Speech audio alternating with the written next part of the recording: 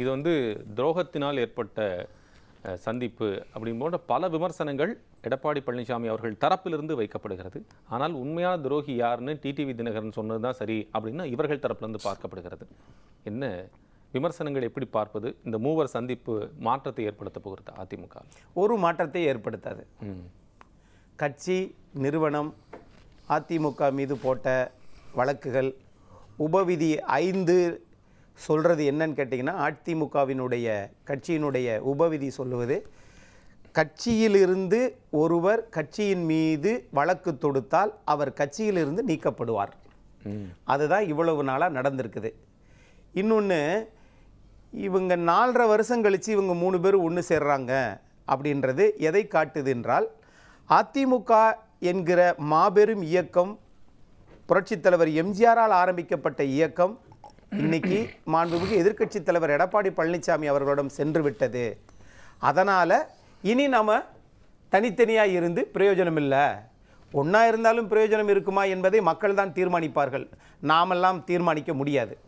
ஆனால் இதுக்கு எது காரணம் அப்படின்னு நான் நுண்மையாக பார்க்க போனால், மாண்புமிகு இந்திய நாட்டினுடைய உள்துறை அமைச்சர் என்ன சொல்லுகிறார்? கட்சியை நாங்கள் தேசிய ஜனநாயக கூட்டணியை விரிவாக்கம் செய்ய வேண்டும். அப்படி விரிவாக்கம் செய்கிற போது அந்த மாநிலத்தின் தலைமையை கேட்டுத்தான் நாங்கள் விரிவாக்கம் செய்வோம் அப்படின்னு சொல்லிட்டார். அதிமுகவினுடைய பொதுச் செயலாளர் என்ன சொல்றாரு? நாங்கள் கூட்டணியை கட்சியினுடைய தொண்டர்கள் முடிவெடுக்க மாட்டார்கள், கட்சியினுடைய தலைவர்கள் தான் முடிவெடுப்பார்கள் சொல்லியாச்சு. இந்த 2 நிகழ்வுக்கு பிறகுதான் ஐயா பசுமன் முத்துராமலிங்க தேவர் அவர்களுடைய 118வது பிறந்த நாள் விழா, 63வது குருபூஜையில் நேற்றைய தினம் மாண்புமிகு முன்னாள் கல்வித்துறை அமைச்சர் செங்கோட்டையன் போய் சந்திச்சிருக்கிறாரு அப்படின்னு நான் பார்க்குறேன் சார். இதில் என்ன சொல்றேன்னா, அதிமுக இருக்கும்போது துரோகிகள் குழிபறித்த காரணத்தால் தான் நாங்கள் வெற்றி வாய்ப்பை இழந்தோம்னு இந்த மூவர் சந்திப்பு குறித்து எடப்பாடி பழனிசாமி மதுரையில் பிரஸ் மீட்டில் வைக்கும்போது பேசினார். இது போன்ற சந்திப்புகள் அடுத்தடுத்து நடக்கும். துரோகத்தை வீழ்த்தும் வரை அம்மா முன்னேற்ற கழகம் ஓயாது. இந்த துரோகி என்று குறிப்பிட்டு திரு எடப்பாடி பழனிசாமி டிடிவி தினகரன் சொல்கிறார். அரசியல் கட்சியில் துரோகம் பண்ணிட்டாங்கன்னு இவங்க சொல்றதும் அவங்க சொல்றதும் அது முக்கியம் இல்லை. எல்லாருமா சேர்ந்து இந்த 5 தலைவர்கள் 4 தலைவர் சேர்ந்து புரட்சி தலைவர் எம்ஜிஆருக்கு துரோகம் பண்ணாமல் இருந்தா போதும் அப்படின்ற பார்வையை தான் நான் பார்க்குறேன். என்ன துரோகம் செய்துவார்கள் சொல்லுங்க. கட்சி இந்த மாதிரி ஒருங்கிணைக்கணுங்கிறது நினைக்கிறது வந்து துரோக செயலாக இருக்குமா அப்படின்னு கேட்குறாங்க. அப்ப வழக்கு போட்டதெல்லாம் துரோக செயல் இல்லையா? தனியா அதிமுகவை தோற்கடிக்க வேண்டும், ரெட்டலை சின்னத்தை நாம் தோற்கடிக்கணும்னு சொல்லி ராமநாதபுரத்தில் அதெல்லாம் எப்படி கணக்கு வச்சு? பலாப்பழ சின்னத்தில் தான் நின்னார். பலாப்பழ சின்னத்தில் தான் நின்னார் சார். நான் எந்த சின்னத்தில் நிற்கிறாங்கன்னு சொல்லல, யாரை தோற்கடிக்கணும்னு நீங்க சொன்னீங்கன்னு கேட்கிறேன். அப்ப அதுக்கு பேர் என்ன? விசுவாசமா? சார் ஒரு நிமிஷம் சார். ஆகையினால இது எல்லாம் அவங்களுக்குள்ள அதிகார சண்டை சார். கட்சியை கைப்பற்றுவது நீயா நானா என்கிற போட்டி எல்லாருக்கும் இருக்கத்தான் செய்யும். சரி, ஆனா இதுல இப்ப இன்னொரு என்ன, திரு KS செங்கோட்டையன் உட்பட முன்னாள் அமைச்சர்கள் 5-6 பேர் வந்து திரு எடப்பாடி பழனிசாமி சந்தித்து அனைவரையும் ஒருங்கிணைக்க வேண்டும் என்று எல்லாரும் பேசியிருக்கிறாங்க அப்படின்னு திரு செங்கோட்டையன் அவர்களே பிரஸ் மீட்ல போகும்போது பேசுன்னு சொல்லியிருந்தார். இப்போ அனைவரையும் ஒருங்கிணைப்பதனால் ஏற்படக்கூடிய என்ன பிரச்சனை இருப்பதாக நீங்கள் கருதுகிறீர்கள்? அனைவரையும் ஒருங்கிணைக்கிறதுல என்ன பிரச்சனைன்னு கேட்குறீங்களா? அதுதான் இவங்களுடைய கோரிக்கையா இருக்கு. திரு OPS அவர்களும் அந்த கோரிக்கை தான் வைக்கிறாங்க, டிடிவி தினகரன் அவர்களும் அந்த கோரிக்கை தான் வைக்கிறாங்க, மிச்சம் இருக்கக்கூடிய அவர்களும் அந்த கோரிக்கை தான் வைக்கிறாங்க. சசிகலா அவர்களாகட்டும் திரு செங்கோட்டையன் ஆகட்டும் 4 பேருமே அந்த கோரிக்கை தான் வைக்கிறாங்க. அது என்ன சிக்கல் முரண் இருப்பதாக நீங்கள் கருதுகிறீர்கள்? ஏன் ஒருங்கிணைக்க? சிக்கலும் முரணுமெல்லாம் ஒன்றும் இல்லை சார்.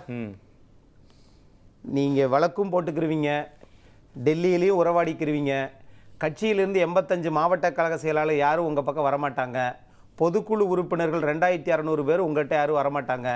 ஆனால் நீங்கள் வந்து கட்சியை மட்டும் எங்கிட்ட கொடுங்கன்னா அது கட்ட பஞ்சாயத்து நடத்துகிற இடமா?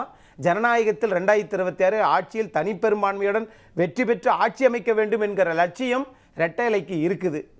ஆகையினால இவங்களுடைய சண்டையெல்லாம் பெருசாக நினச்சிக்கிறாதீங்க.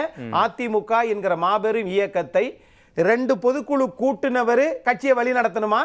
இல்லைங்க, எல்லாரும் ஒன்று சேர்ந்து போகிறதுல என்னங்க இருக்கு? இது தனி மனித வீட்டு சண்டை கிடையாது, ஒரு குடும்ப தகராறு கிடையாது.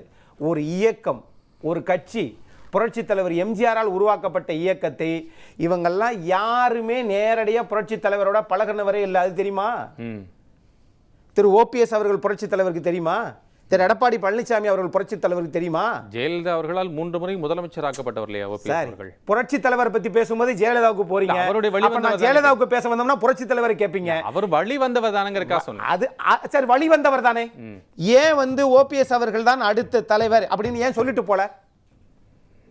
ஓ, முதலமைச்சரா போட்டுட்டோம் அதனால கட்சியை கொடுத்துருங்க அப்படின்னு அர்த்தமா? அப்படி ஒருவேளை வழி வந்தவர் என்று நினைத்தால் புரட்சித் தலைவர் எம்ஜிஆர், அம்மையார் ஜெயலலிதா அவர்கள் தான் கட்சியை வழிநடத்தவர்கள் ஏன் சொல்லிட்டு போல? சொல்லுங்க. ஏன் ஜானகி அம்மா ஜெயலலிதா அம்மாவோட 2 பேரும் வழக்கு போட்டாங்க? சொல்லுங்க. ஆகவே இந்த இயக்கத்தினுடைய உபவிதி அது. ஒரு அடிப்படை தொண்டனால் பொதுச் செயலாளரை தேர்ந்தெடுக்கப்பட வேண்டும். அப்படித்தான். ஆக அதுதான் இவங்க எல்லாருமே அதிகார ஆசை, பதவி ஆசை, செல்வாக்கு, அம்மையார் ஜெயலலிதா அவர்களால் வளர்த்து விடப்பட்ட இந்த 4 பேரும் கட்சியை யார் கைப்பற்றுவது என்கிற போட்டியில் இன்னைக்கு எடப்பாடி பழனிசாமி அவர்கள் முந்தி இருக்கிறார். அப்படித்தான் நான் பார்க்கிறேன். எடப்பாடி பழனிசாமி அவர்களை வீழ்த்த நாங்கள் ஒன்றிணைந்து செயல்படுவோம் என்ற துணியில் அவர்களுடைய பேச்சு எப்படி வீழ்த்துவீங்க? தேர்தலில் நின்றா, அல்லது அமமுக மாதிரி தனி கட்சி ஆரம்பிச்சா, அல்லது வேற ஏதாவது சதி வலைகளுக்கு நீங்க பின்னாடி நின்று செய்கிறதா? ஒருவேளை திரு ஓபிஎஸ் அவர்கள் கட்சியை விட்டு வெளியேறிய உடனேயே அமைச்சர் செங்கோட்டையன் அவர்கள், முன்னாள் அமைச்சர் செங்கோட்டையன் அவர்கள் ஓபிஎஸ் பின்னாடியே போயிருந்தால் இன்னைக்கு அந்த கேள்வி வருமா?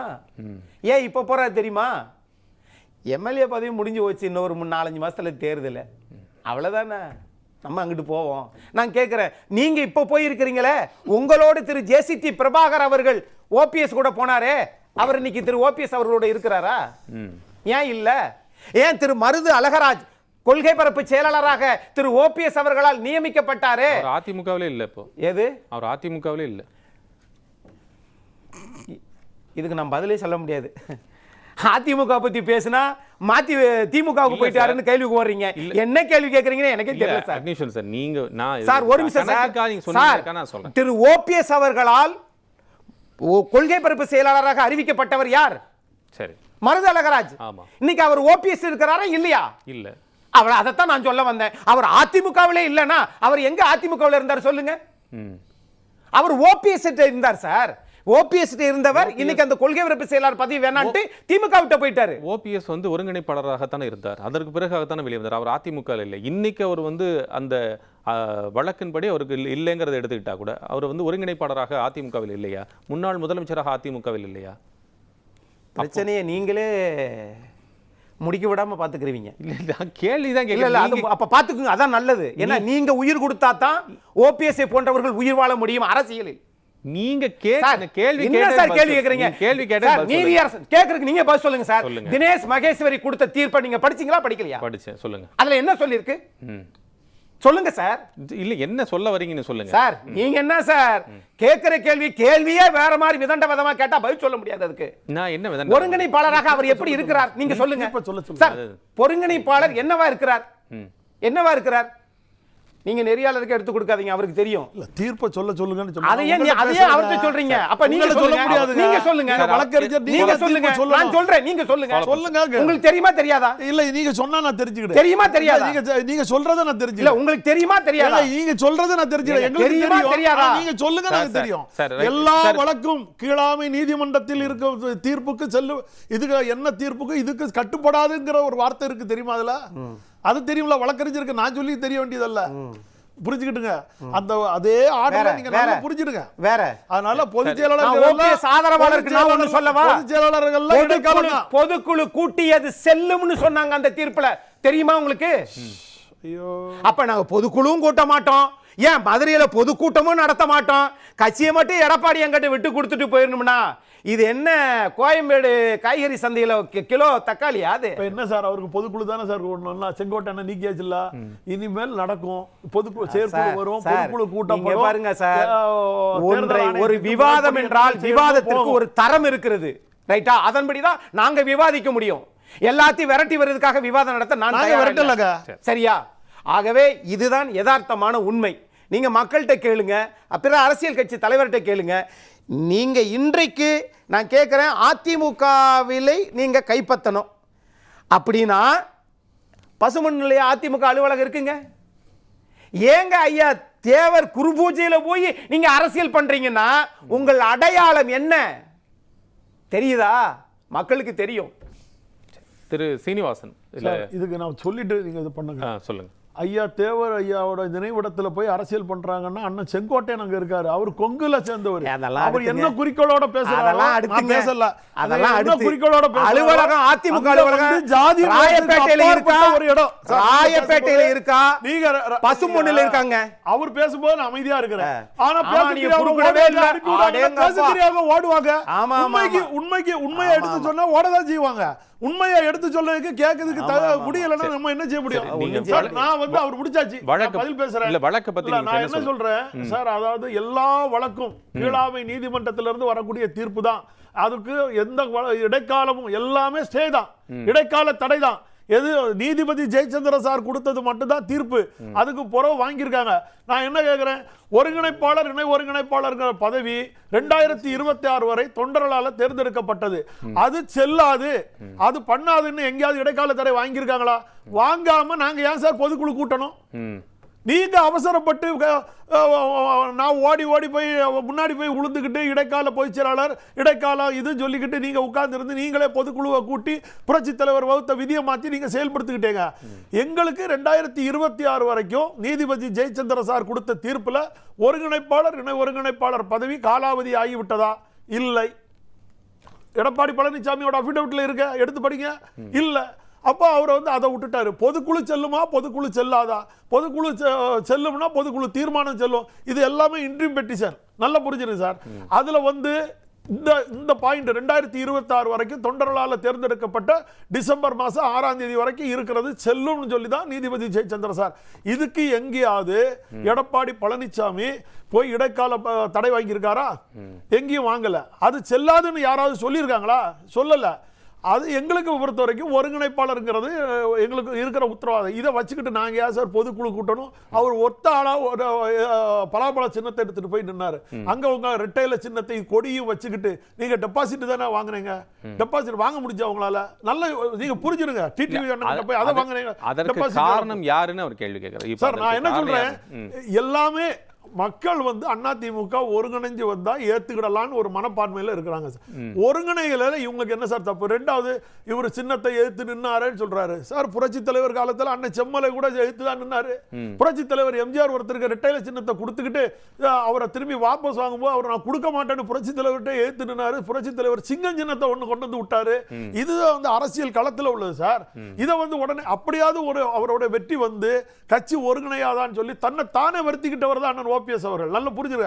நீதிமன்றத்தில் போய் பார்த்தாருன்னா நீதிமன்றம் நமக்கு சரியான தீர்ப்புகள் வழங்கப்படலை சொல்லும் போது அங்க ஒரு குறுக்கீடுகள் இருக்கும் போது அவர் வந்து மக்கள் மன்றத்தை தேடி போறோம். அதான் உண்மை. அதாவது சார், மாண்புமிகு எதிர்க்கட்சி தலைவரை முதலமைச்சராக்கியது சசிகலா அம்மா. அதே நேரத்தில் துணை பொதுச் செயலாளர் பதவியை திரு டிடிவி தினகரனுக்கு கொடுத்தது சசிகலா அம்மா. அவங்க ஜெயிலுக்கு போனதற்கு பிறகு திரு ஓபிஎஸ் அவர்களும் இபிஎஸ் அவர்களும் ஒருங்கிணைப்பாளராகவும் இணை ஒருங்கிணைப்பாளராகவும் தங்கள் பதவியை ஏற்பாடு செய்து கொண்டது முதலமைச்சரும் துணை முதலமைச்சரும். எல்லாம் முடிஞ்சு போனதற்கு பிறகு, ஆட்சி முடிஞ்சதற்கு பிறகு நான் வந்து வெளியேற்றி இவர் வெளியே போகிறார். திரு ஓபிஎஸ் அவர்கள் வெளியேற்றப்படுகிறார். இப்போ ஏன்னா ஒற்றை தலைமை வேண்டும் என்று மாதவரம் மூர்த்தி அவர்கள் செயற்குழு அது பொதுக்குழுவில் மாவட்ட செயலாளர் கூட்டத்தில் சொன்னதனால அந்த முடிவை ஒற்றை தலைமைன்னு எடுத்தாங்க. இப்படி எடுத்ததற்கு பிறகு இன்னைக்கு அமமுக கட்சி தனியாக ஒரு கட்சியை ஆரம்பித்து விட்டார். ஒருங்கிணைப்பாளராக இருந்தவர் திரு ஓபிஎஸ் அவர்கள் வெளியேற்றப்பட்டார். இவ்வளவு பிரச்சனைக்கு பிறகும் இவங்க எல்லாரும் அதிமுக தான். யாரும் பகுஜன் சமாஜ் கட்சியோ சமாஜ்வாடியோ எல்லாம் கிடையாது. எல்லாம் அதிமுக தான். அது தெரியுது. ஆனால் கட்சியை வழிநடத்துவதற்கு பொதுக்குழுவை கூட்டியது யார் அப்படின்ற ஒற்றை கேள்விக்கு நீங்க விட தெரிஞ்சிச்சுன்னா அவங்க தான் இந்த கட்சியை வழிநடத்த போறாங்க. ஒருவேளை நாளைக்கு யாராவது இதில் திரு செங்கோட்டையன் அவர்களை ஒட்டுமொத்த பொதுக்குழு உறுப்பினர்களையும் நீதிமன்ற அனுமதியோடு கூட்டி அதில் நிரூபித்தால் செங்கோட்டையன் தான். ஆனா இவங்க என்னன்னா, நாங்க திரு எடப்பாடி பழனிசாமி அவர்களை முதலமைச்சராக்கி விட்டோம், ஆகையினால் நாங்கள் சொல்லுவதைத்தான் கடைசி வரைக்கும் கேட்க வேண்டும் என்று நினைத்தார். அதற்கு ஆதரவாக இருந்தது ஒரு ஓட்டுல அரை ஓட்டா பிரிச்சுக்கிட்டீங்களே. இந்த சமுதாயம் கேள்வி கேட்காதா? விவாதத்துக்கு வந்த அக்னீஸ்வரனை பார்த்து நீங்க எங்கிருந்து வந்தீங்கன்னு கேட்குறீங்களே, அரை ஓட்டை பிரிச்சிங்களே, இபிஎஸ் ஓபிஎஸும் அதை புரட்சி தலைவர் எம்ஜிஆர் 6 ஓட்டா பிரிச்சுங்கன்னு சொன்னாரா? ஆகவே இந்த கட்சி இருக்க வேண்டும் என்று பாமர தொண்டர்கள் நினைக்கிறார்கள். புரட்சி தலைவி அம்மாவால் பயன்பெற்றவர்கள், செல்வாக்கை சேர்த்தவர்கள் இந்த கட்சியை இன்றைக்கு மெல்ல மெல்ல மெல்ல மெல்ல அழிக்க நினைக்கிறார்கள். அதற்கு எடப்பாடி பழனிசாமி அவர்கள் தடையாக இருக்கிறார். இந்த இயக்கத்தை நான் காட்டி கொடுக்கவோ காவு கொடுக்கவோ மாட்டேன் என்று நிற்கிறார். நாளைக்கு மாறுமா அது எனக்கு தெரியாது. இன்றைய சூழல், இன்னைக்கு சூழலை நான் சொல்லிட்டேன். ரைட். திரு சீனிவாசன், நிறைவா நீங்க எதை சொல்ல விரும்புறீங்களா? ஒரு வாக்கியங்கள்ல? இல்ல சார், அதாவது என்ன துரோகத்தை முன்னெடுத்து வச்சாலும் அதிமுக தொண்டனை எந்த துரோகமும் வீழ்த்த முடியாது சார். புரட்சி தலைவருடைய ஆசையும் புரட்சி தலைவி அம்மாவுடைய ஆசையும் இருக்கிற வரையும் 1000 OPS 1000 டிடிவி 1000 செங்கோட்டையன் வந்தாலும் எடப்பாடியார்ன்ற ஒரு எளிய தொண்டன் அதிமுக பொதுச் செயலாளர் வீழ்த்த முடியாதுங்கிறத பதிவு செய்யறேன் சார்.